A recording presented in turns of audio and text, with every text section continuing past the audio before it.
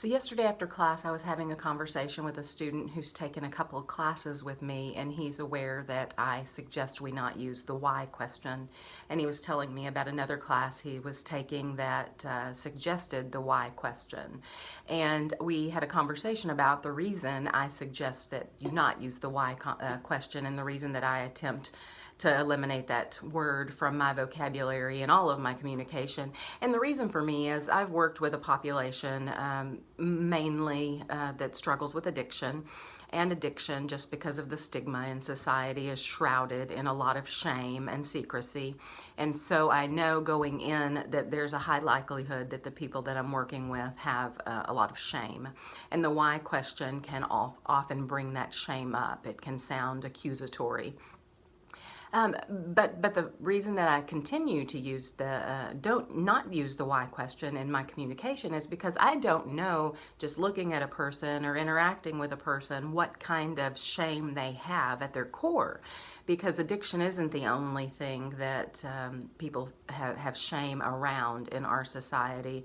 There are many other reasons for shame, and I don't want to provoke that of people, especially without knowing it, and create an environment that's offensive, or where someone doesn't feel like they can be vulnerable, or where they shut down.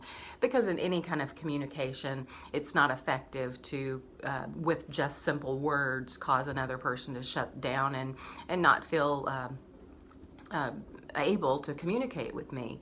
So I just avoid using that, and I'm actually really happy that I have a teenager, and I know that teenagers can sometimes be defensive, and the way that a parent talks to a teenager is often something that can provoke a defensiveness, or provoke feelings of being in trouble. I guess that's the best word for it. So not asking that question of my teenager, not starting questions with why, I think is often effective.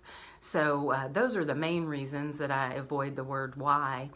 It also, to me, sounds like an interrogation. So accusatory, interrogation, promote shame. Those are the main reasons that I suggest to avoid the word why. And you'll find that more in the workbook section, the communication section of the workbook, after the activities and things that you fill out for yourself, and you get to the instructional part of the workbook, or the more instructional part of the workbook, you'll find me going into a little more detail on the word why.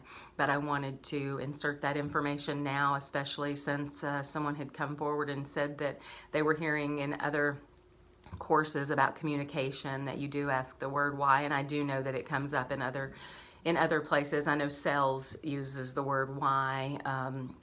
Other counseling theories promote the use of the word why. So I just wanted to touch on that for a moment, and thank you so much for your questions. And if you have any, please let me know, because it's likely if you have it, then several other people have those questions as well.